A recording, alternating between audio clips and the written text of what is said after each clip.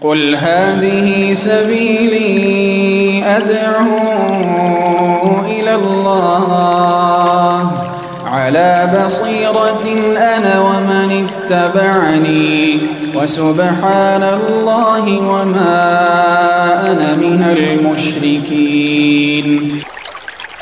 بسم الله الرحمن الرحيم. السلام عليكم ورحمة الله وبركاته. Alhamdulillah Rabbil Alamin, wassalatu wassalamu ala sayyidil anbiya'i wal mursalin wa ala alihi wa ashabihi ajma'in.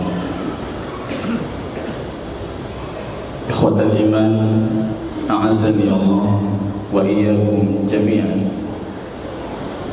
Puji syukur kita kehadirat Allah, Rabb kita Jalla wa Ala, yang kembali dengan taufik, hidayah, petunjuknya Allah Subhanahu wa Ta'ala di malam yang penuh kemuliaan ini kita bisa berkumpul di rumah Allah sembari menunggu hadirnya salat setelah yang sudah kita lakukan, dengan harapan ditinggikan derajat kita di sisi Allah, digugurkan dosa-dosa kita,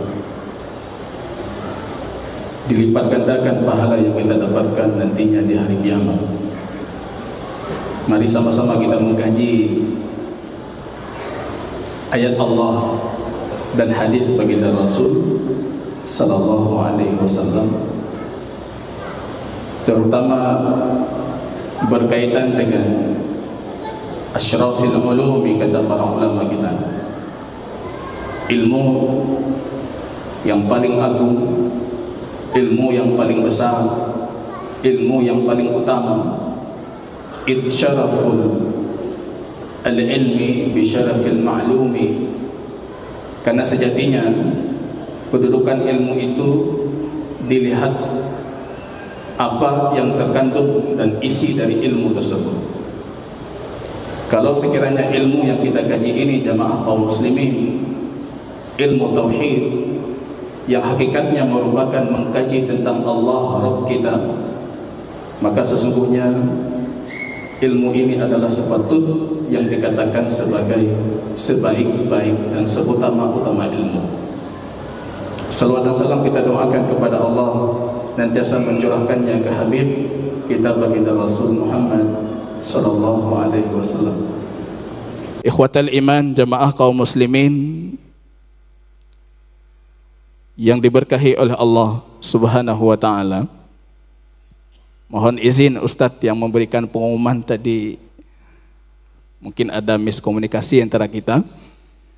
Sebenarnya kitab ini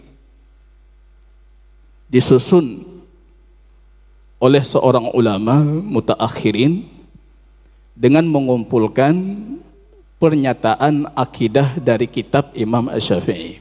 Jadi kalau karyanya bukan karya Imam Asy-Syafi'i, tapi kitabnya kitab Tauhid fi Dhawi Aqidati al-Imam Asy-Syafi'i. Tentunya banyak sekali pengarang kitab atau penyusun kitab yang serupa, tapi yang saya pilih karena saya lihat materinya lebih komprehensif, menyeluruh, saya pilih yang disusun oleh Syekh Sufyan Ibnu Abdul Aziz Qadhi, kalau kita bicara tentang pengarangnya. Tapi semua yang beliau nukilkan dalam buku ini itu termaktub di dalam kitab Al-Imam Asy-Syafi'i. Karena ada juga yang menjarpi kami bertanya, semenjak kapan Imam Syafi'i punya kitab akidah? Berarti nanya salah paham. Ini bukan kitab Imam Syafi'i, tapi semua pernyataan di dalam kitab itu miliknya Imam Asy-Syafi'i. Di kitab-kitab Imam Asy-Syafi'i yang diakui oleh Syafi'iyah dan diakui oleh kaum muslimin jika itu adalah kitab Imam Asy-Syafi'i rahimahullah. Kenapa penting kita sebutkan pada pertemuan sebelumnya mengkaji tentang akidah Al-Imam Asy-Syafi'i rahimahullah? Selain umat menyepakati kealiman, keahlusunnahan Al-Imam Asy-Syafi'i, tapi juga kita mengatakan pada pertemuan sebelumnya akidah beliau itu representatif terhadap akidah salafus saleh. Semua yang beliau nukilkan dan yang akan kita kaji sampai kajian selanjutnya itu disepakati oleh para ulama salafus saleh. Dan kita punya riwayat yang menunjukkan kalau mereka sepakat sama dalam hal-hal akidah yang kita kaji ini. Ini jamaah kaum muslimin rahimani wa rahimakumullah. Lebih dari itu sosok Asy-Syafi'i rahimahullah. Beliau punya murid yang bernama Ar-Rabi' ibnu Sulaiman. Yang konon kita kenal beliau sebagai murid Imam Asy-Syafi'i yang paling lamban dalam menyerap pelajaran dari Al-Imam. Paling trip itu mau. Bahkan Imam Syafi'i mengatakan kalau sekiranya aku bisa menjadikan ilmu itu dalam sendok kemudian aku menyuap kamu dengan ilmu itu, sungguh aku akan melakukannya. Tapi akhirnya lama berdiam dengan Imam Asy-Syafi'i menjadikan Ar-Rabi' ibnu Sulaiman ini sebagai pewaris keilmuan Al-Imam Asy-Syafi'i, orang yang paling lama mengaji dengan Imam Asy-Syafi'i. Beliau mengatakan suatu ketika datang seorang laki-laki kepada Al-Imam Asy-Syafi'i bertanya tentang satu hukum. Faqala al-imam qala Rasul sallallahu alaihi wasallam, tentang hukum yang Anda tanyakan itu baginda Rasul sudah bersabda. Ini sabdanya. Rupanya si penanya ini bertanya melanjutkan, apa pendapatmu wahai imam? Kalau tadi itu hadis Rasul, pendapat Anda bagaimana? Marah Imam Syafi'i, kata Rabi' ibnu Sulaiman. Berdiri beliau dalam kondisi mengatakan, ayyusama intadhilluni, langit mana yang akan melindungi aku? Di mana aku bisa bersembunyi dari azabnya Allah? Wa idza qala Rasul wa qala Syafi'i ghaira ma qala Rasul. Kalau Rasul sudah bersabda sedangkan aku mengatakan sesuatu yang berbeda dengan sabdanya baginda Rasul. Ini jamaah kaum muslimin yang menjadikan kita bersikukuh untuk mengambil akidahnya Al-Imam Asy-Syafi'i. Karena di saat yang sama banyak orang di luar mengatakan kalau akidah Asy'ari misalnya atau Maturidi, kalau suluk Ghazali, kalau fikih baru Syafi'i. Ini kalimat yang sedikit tendensius dan bisa dipahami, orang akan memahami kalau Asy-Syafi'i tidak punya fokus dalam bidang akidah. Padahal kemarin kita sudah membaca pernyataan para ulama di zamannya, kalau sekiranya laula Syafi'i la dhalalna, kalau sekiranya tidak ada Imam Asy-Syafi'i setelah Allah Subhanahu wa taala, sungguh kami sudah tersesat. Dijuluki dengan Nasirus Sunnah, As-Sunnah. As-Sunnah sampai zamannya Asy-Syafi'i, zamannya Imam Ahmad, yang dimaksud dengan As-Sunnah itu adalah tauhid, Pak. Jadi ini salah satu bukti, misalnya buku ini bukan karya Imam Syafi'i karena ada nama tauhid. Karena kalau tauhid itu ulama yang pertama kali menamakan kitabnya itu Kitabut Tauhid itu Imam Ibnu Khuzaimah. Masa Imam Syafi'i sebelumnya itu dinamakan dengan Kitabus Sunnah, As-Sunnah. Itu apa yang diyakini oleh baginda Rasul, apa yang dilakukan oleh baginda Rasul, dari semua perkaranya baginda Rasul, akidahnya dan syariahnya itu sunnah. Ini jamaah kaum muslimin, a'azani Allah wa iyyakum ajmain. Pada pertemuan sebelumnya, dan itu pertemuan pertama kita mengkaji tentang keutamaan tauhid. Dan saya rasa kita harus segera melanjutkan ke tema yang lain. Kenapa penting mengkaji keutamaan? Apalagi di awal pembelajaran tauhid. Karena dengan mengetahui keutamaan, mengetahui samrah, mengetahui buah dan hikmah sesuatu, itu menjadikan hati kita tertarik untuk mengejar sesuatu itu. Kita sudah mendengar tauhid ini segalanya. alasan Rasul diutus, alasan kitab diturunkan, alasan Rasul berperang, sekian banyak peperangan, sebab Rasul terluka, berdarah, sebab keselamatan kita dunia dan di akhirat tauhid, sebab hadirnya syafaat baginda Rasul besok di hari kiamat tauhid, sebab Anda masuk ke dalam agama yang dibawa oleh baginda Rasul ini tauhid, Pak. Sebab Anda keluar dari agama ini karena menyelisihi tauhid. Ketenangan Anda yang dijanjikan oleh Allah yang sudah kita bacakan Al-An'am 82 tauhid. Seberapa besar Anda merealisasikan nilai tauhid, maka itu yang kita dapatkan dari ketenangan. Makin kurang ketenangan dan juga hidayat, Pak. Kadang kala kita tersenyum kalau ada jamaah bertanya, Ustaz, kita hidup di zaman yang pemikiran ramai, banyak sekali. Macam pemikiran Ustaz. Saya khawatir terhadap diri saya akan tersesat suatu saat. Kekhawatiran itu lumrah. Itu ketakutan orang beriman.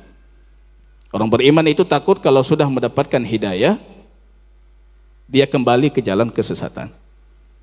Apa solusinya? Al-An'am 82. Tahu? Tauhid. Jangan syirik. Jauhi apapun bentuk kesyirikan. Allah jamin, lam yalbasu imanahum bidzulmin. Allah jamin. Allah berikan Anda ketenangan, Allah berikan Anda hidayah. Hidayah milik Allah. Qala al-Imam atau rawa al-Imam Asy-Syafi'i rahimahullah bisanadihi an Utsman ibnu Affan, dalam hadis yang diriwayatkan oleh Imam Asy-Syafi'i, baginda Rasul sallallahu alaihi wasallam bersabda, la yahillu damu mri'in muslim illa bi ihda salasin. Sebab darah seorang muslim itu bisa dihalalkan karena menyelisihi tauhid. Anda jaga tauhid, Allah jaga darah Anda, Allah jaga jiwa Anda, Allah jaga kehormatan Anda. Kalau ini Anda selisihi, darah Anda tidak terjaga, harta Anda tidak terjaga, jiwa Anda tidak terjaga, kehormatan Anda tidak terjaga. Dan ini dalam riwayat disebutkan, qala al-Imam Asy-Syafi'i rahimahullah fi wasfi dukhulin nasi fil Islam. Kalau kita lihat ini berada di dalam kitab Al-Umnya Al-Imam Asy-Syafi'i jilid 5 halaman 298. Imam Asy-Syafi'i mengatakan bagaimana seseorang itu masuk ke dalam agama Allah al-Islam. Kata beliau, al-Islam itu kita bersaksikan la ilaha illallah wa anna Muhammadar Rasulullah.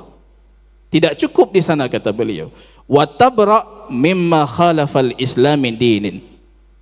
Anda berlepas diri dari segala bentuk yang menyelisihi syahadah Anda. Kalau tidak, Anda sudah keluar dari Islam. Islam itu ada pintu masuk, dan pintu masuk itu Anda bisa keluar dari pintu itu. Harus berlepas diri segala macam bentuk kesyirikan. Nanti kita akan berbicara dengan tema khusus tentang kesyirikan. Kita lanjutkan jamaah kaum muslimin. Kalau begitu pentingnya tauhid, begitu besarnya keutamaan tauhid, apa kewajiban pertama kepada hamba yang sudah mukallaf? Kalau kita akan menjawab apa jamaah? Tahu? Tauhid. Apa kewajiban kita pertama? Kalau Anda muslim sudah baligh, kewajiban pertama terhadap muslim yang mukallaf apa? Tauhid. Kewajiban terakhir terhadap muslim sebelum dia meninggalkan dunia, apa kewajiban terakhir kita nanti? Tauhid juga. Man qala la, man kana akhiru kalamihi la ilaha illallah, dakhala al-jannah. Kewajiban pertama kita tauhid, kewajiban terakhir kita tauhid. Kalau umat ini kewajiban pertamanya tauhid, apa yang harus didakwahkan oleh para dai? Yang tanya le, karena banyak yang bertanya, Ustaz ini kita mulai dakwah dari apa Ustaz? Fikih kah? Hadis kah? Dari sirah perjalanan hidup Rasul kah? Itu nggak perlu ditanyakan lagi. Kalau Anda ingin memulai, mulai dengan tauhid.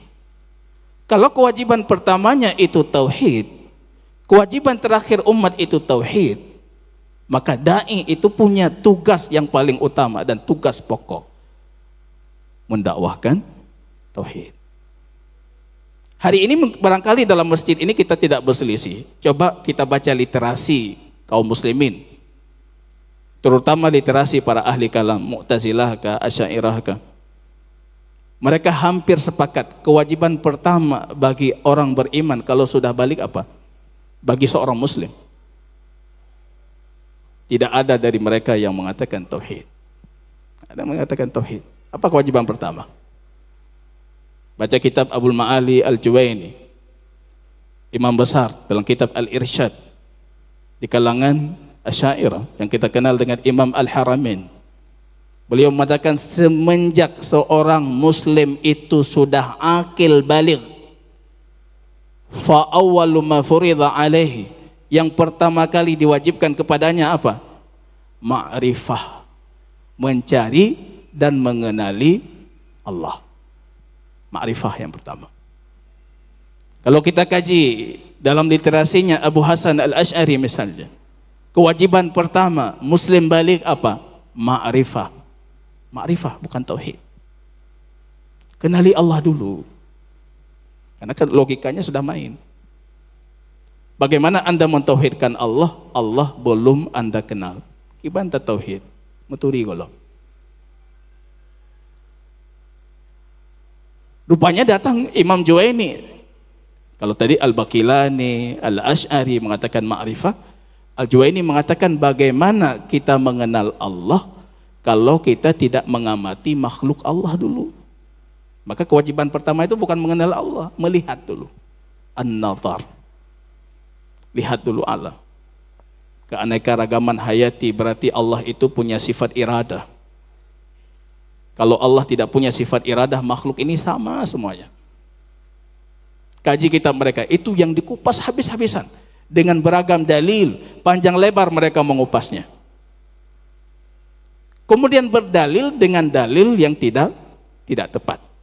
Apa dalilnya? Nabi Ibrahim melihat bintang, melihat bulan, melihat ini itu. Padahal para mufassirin sepakat Nabi Ibrahim ketika melihat bintang, melihat bulan, beliau sudah yakin dengan adanya Allah, dengan tauhidnya Allah. Itu cuma ingin mematahkan argumen orang kafir.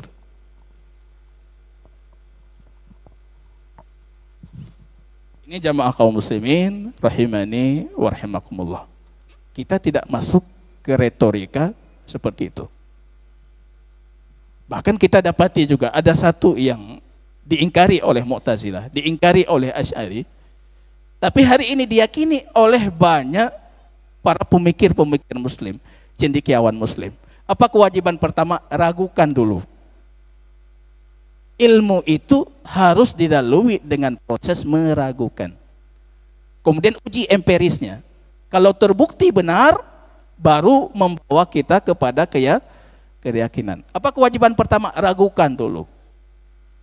Itu yang hari ini jamaah kaum muslimin diajarkan di tempat perguruan-perguruan Islam. Ragukan Allah dulu, kemudian cari dalil keberadaan Allah. Saya mengutip pernyataan Imam Ghazali itu.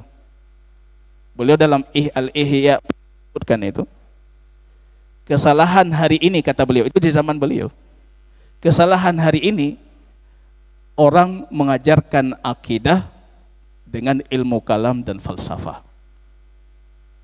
Hari ini jamaah, akidah kita dinamakan dengan ilmu kalam dan akidah, ilmu kalam dan tauhid. Padahal Imam Ghazali itu mengingkari itu. Yang akan kita pelajari jamaah kaum muslimin, apa kewajiban pertama kita sebagai hamba di dalam Al-Quran dan di dalam hadisnya baginda Rasul. Kalau kita membaca Al-Quranul Karim, kita dapati hampir semua perintah. Bahkan Anda ketika mulai membaca Al-Quran dari awalnya, perintah pertama Al-Quran, apa perintah pertama kita? Tahu? Tauhid. Coba baca Quran dari awal Quran, Al-Baqarah. Coba cari kata perintah pertama di awal Quran itu apa? Tauhid. Hadis Rasul nanti yang akan kita baca. Ketika baginda Rasul mengutus Mu'ad ibnul Jabal, sahabiyun jalil, faqih hadhil ummah, atau a'lamu ummati bil halal wal haram, Mu'ad, umatku yang paling alim, paling faqih terhadap kehalalan dan keharaman, Mu'ad ibnu Jabal. Kalau kita baca hadisnya secara panjang, mau dilepaskan kepergiannya oleh baginda Rasul, dipegang tangannya Mu'ad itu dikeliling Masjid Nabawi. Ya Mu'ad, wallah inni uhibbuk. Wahai Mu'ad, demi Allah aku mencintaimu. Itu kata Nabi. Mu'ad memegang erat tangan baginda Rasul, mengatakan, wallah ya Rasulullah inni uhibbuk. Demi Allah aku mencintaimu. Bukan masalah kita mencintai, kita dicintai tidak oleh Rasul. Kita dicintai tidak oleh Allah. Menangis Mu'ad. Apa kata Rasul? Innaka ta'ti qauman min ahlil kitab. Kamu akan berangkat ke Yaman. Mereka itu ahli kitab. Apa yang harus engkau dakwahkan? Pertama kali, falyakun awwala ma tad'uuhum ilaihi. Yang harus pertama kali engkau dakwahkan mereka. Kalau kita baca beberapa riwayat hadis ini, salah satu di antara riwayatnya Rasul mengatakan ayyuwahhidullah. Hendaknya mereka mentauhidkan Allah. Dalam riwayat yang lain Rasul mengatakan wal takun awwala ma tad'uuhum ilaihi ibadatullah. Ibadah kepada Allah. Kalau riwayat yang sering kita dengar yang disebutkan di sini syahadah alla ilaha illallah. Ini kewajiban pertama, Pak. Kadang-kadang Anda bingung nanti, anak di rumah itu yang pertama harus saya ajarkan apa? Nilai tauhid dulu. Tauhid. Nilai tauhid. Kalau tauhidnya sudah tegak, silahkan ajarkan yang lain. Di sekolah apa yang harus kita ajarkan? Tauhid dulu. Kalau tauhidnya tidak tegak, dia tidak akan tegak dalam ilmu yang lain. Ini jamaah kaum muslimin, ini perintah pertama. Sejatinya muslim itu jangan berselisih dalam pembahasan ini. Karena kalau kita masuk ke retorika tadi, yang pertama kali diwajibkan, ada yang mengatakan ma'rifatullah. Ada yang mengatakan sebelum ma'rifah kita harus mengamati dulu. Berarti yang pertama kali diwajibkan pengamatan. Kemudian datang orang lain mengatakan, bagaimana Anda mengamati kalau tidak ada niat untuk mengamati, Anda tidak akan dapat ma'rifatullah. Akhirnya mereka mengatakan niatnya dulu. Nanti datang orang lagi di belakang mengatakan, sebelum ada niat, bagaimana Anda punya niat ma'rifatullah dan niat Anda itu berpahala, sedangkan Anda saja belum bermakrifah terhadap Allah. Mau balik-balik yang putar-putar loh. Kita dulu kecil seling kita waktu kecil itu kita perdebatkan itu. Siapa lebih dahulu ayam atau telurnya itu. Boh manok pun manok ileh. Nah yang ngentanya pegah manok dileh. Temannya hana manok ke bana boh, hana boh ke bana manok. Hana selesai Pak. Itu retorika yang terjadi di abad ketiga, abad keempat, abad kelima sampai hari ini. Ada yang meyakini seperti itu. Kalau Anda kembali ke hadis, kembali ke Quran, kembali ke sunnah, terang benderang. Sederhana sekali, nggak perlu Anda pakai retorika yang dahsyat tadi. Tidak perlu Anda terbebani dengan pikiran yang besar. Cukup Anda melihat hadis Mu'ad, kemudian mengatakan kepada diri Anda, apa yang pertama kali Rasul perintahkan kepada orang Yaman yang belum beriman? Syahadah la ilaha illallah. Jalankan konsekuensi syahadah, dan itu adalah jalan keselamatan kita. Jamaah kaum muslimin rahimani wa rahimakumullah. Di sini judul tema kita anna tauhid, bahwasanya tauhid itu awwalu wajibin alal mukallafi. Kewajiban pertama terhadap hamba yang mukallaf. Berarti yang sudah akil, sudah baligh, muslim, akil, baligh, kewajiban pertama hamba kalau sudah di umur mukallaf, tauhid itu. Walaupun kita kritisi kata mukallaf, Imam Ibnu Qayyim dalam A'lam al-Muwaqqi'in ataupun I'lam al-Muwaqqi'in mengatakan syariah ini jangan dinamakan mukallaf. Jangan dinamakan ahkam taklifiyah, hukum taklifi kata beliau. Hukum yang membebani. Mukallaf itu orang yang sudah dibebani dengan syariah. Karena sejatinya syariah ini bukan beban. Ibnu Taimiyah dalam Majmu' juga berulang kali itu mengkritisi para fuqaha yang menamakan hukum syariah ini dengan ahkam taklifiyah. Karena sejatinya muslim itu jangan pernah merasa terbebani dengan syariat. Tidak ada kata beban untuk syariat apa. Kalau kita salat tadi masih merasa terbebani, itu indikasi kemunafikan, Anda belum mukmin. Wa innaha lakabiratun illa 'alal khashiin. Salat itu berat kecuali bagi hamba yang khusyuk. Karena kalau kita buka Quran, kita buka sunnah, kata taklif itu tidak ada. Yang ada rahmat. Syariah Allah itu rahmat, syifa, obat. Syariah Allah itu nurun, cahaya, hudan, petunjuk. Tidak ada sedikit pun kita dapati kata beban. Kenapa para fuqaha kita menamakan hukum-hukum yang membebani? Karena sejatinya muslim itu tidak pantas merasa terbebani dengan syariah itu.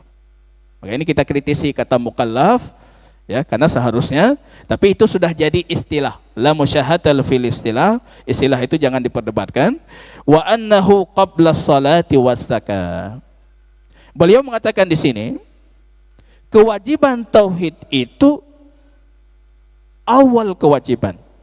Dan dia itu diwajibkan sebelum salat dan zakat. Tapi justru salat dan zakat pun tidak berarti kalau Anda belum bertauhid. Kalau Anda buat syirik, Anda salat, Anda zakat, Anda haji. Apa arti ibadah zahirah itu kalau syarat diterimanya ibadah al-ikhlas itu belum ada. Karena kadang-kala kita itu belum pergi haji sudah syirik dulu, Pak. Pulang haji tambah syirik lagi, Pak. Di mana nilai haji? Di mana nilai ibadah zahirah? Kalau syaratnya tidak terpenuhi. Maka ini kita perlu berhati-hati. Dan ini tema besar jamaah kaum muslimin yang kita harus memberikan hati dan sanubari kita untuk menerima tema ini. Kewajiban pertama untuk hamba itu adalah tauhid. Dan kewajiban itu sebelum kita diwajibkan dengan salat dan zakat. Apa dalilnya? Qala ta'ala, Allah subhanahu wa ta'ala dalam Quran surat Al-Bayyinah ayat kelima Allah berfirman, wa ma umiru illa liya'budullaha mukhlishina lahuddin. Mereka tidak pernah diperintahkan kecuali hanya untuk beribadah kepada Allah secara ikhlas, mukhlisin lahuddin, mengikhlaskan agama semuanya untuk Allah.